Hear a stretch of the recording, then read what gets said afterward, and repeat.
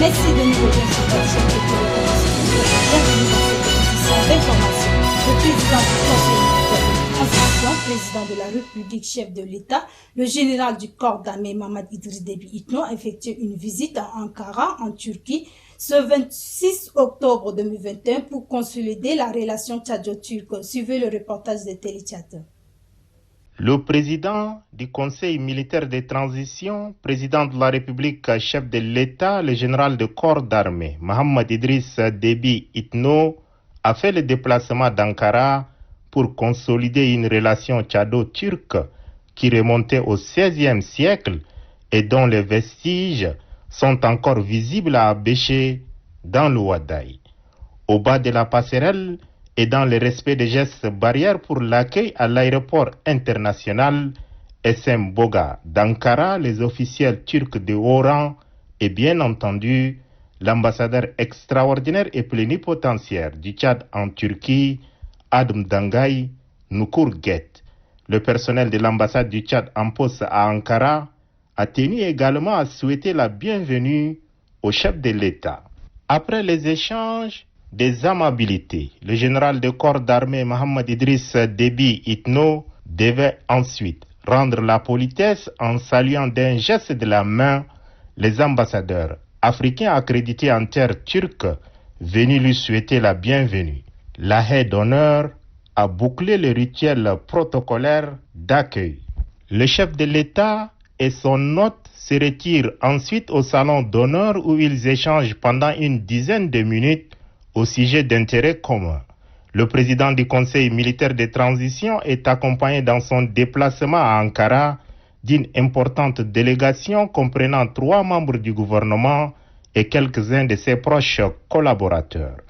L'agenda du chef de l'État, le général de corps d'armée, Mohamed Idriss Déby Itno, prévoit ce mercredi 27 octobre au complexe présidentiel un entretien bilatéral avec le président Recep Tayyip Erdogan. La colonie tchadienne d'Ankara, composée en majorité des étudiants qui n'ont pas pu avoir accès à l'aéroport, a attendu son président devant son hôtel pour communier avec lui.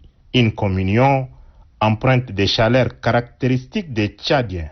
Cette visite officiel du président du Conseil militaire de transition, président de la République, chef de l'État, le général de corps d'armée, Mohamed Idriss Déby Itno à Ankara, vise à densifier la riche et fructueuse coopération tchado-turque avec à la clé la signature de nouveaux accords qui donneront du relief à ces liens séculaires entre les deux peuples frères.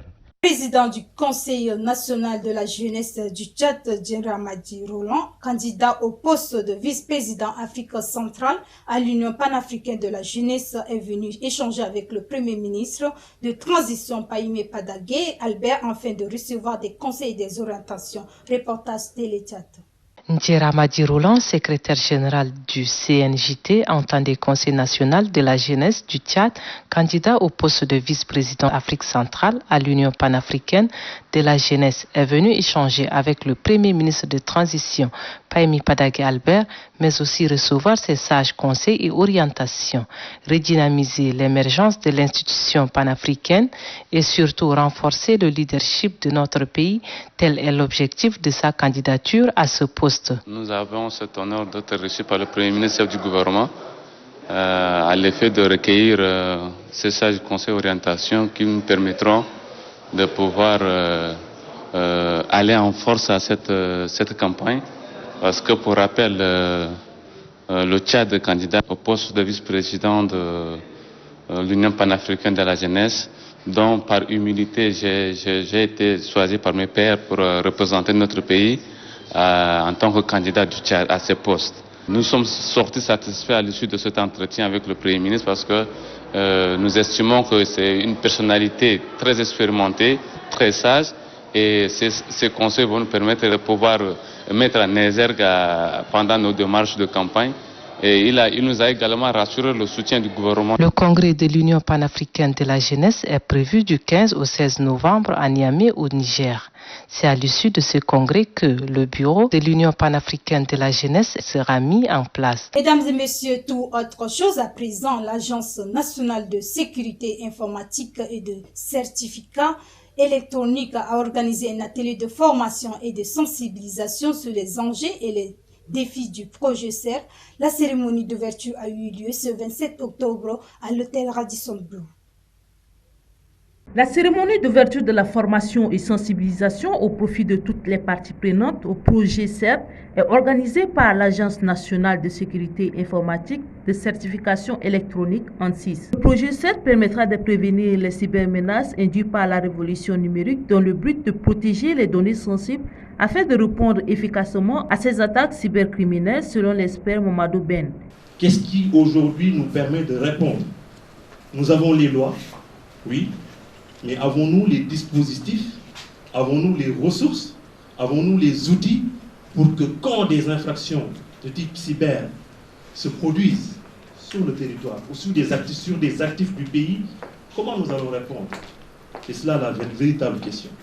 Et le CERT, qui n'est rien d'autre, le terme CERT, je répète, c'est rien d'autre qu'un centre qui va faire de la veille et de la sensibilisation et de la réponse aux incidents de sécurité, des pirates qui décident tout simplement de faire tomber la télévision parce qu'ils ont été payés par Monopoly.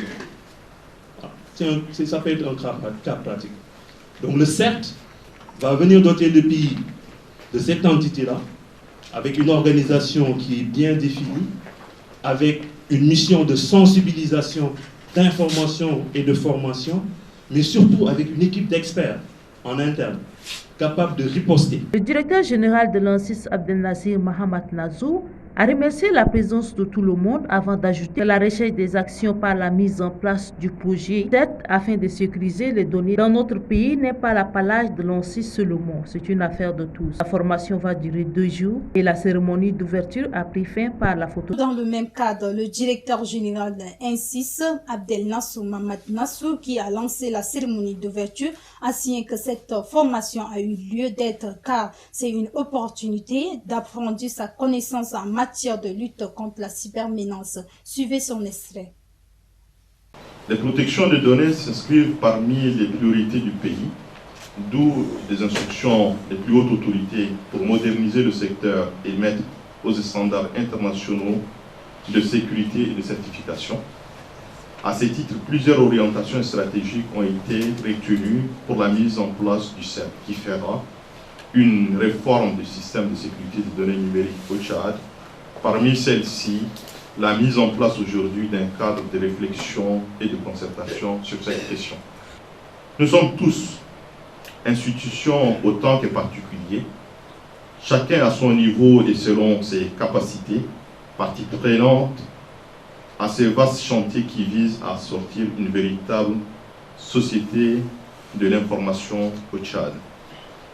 C'est à juste titre que se tient cet atelier dont l'objet, il faut le rappeler, est aussi de prendre conscience que cette société de l'information que nous souhaitons tous bâtir est exposée au risque d'attaque informatique qu'il faut à tout prix sécuriser et sensibiliser. Les attaques informatiques n'est pas particulière au Tchad, elle est mondiale et ne connaît pas de frontières géographiques.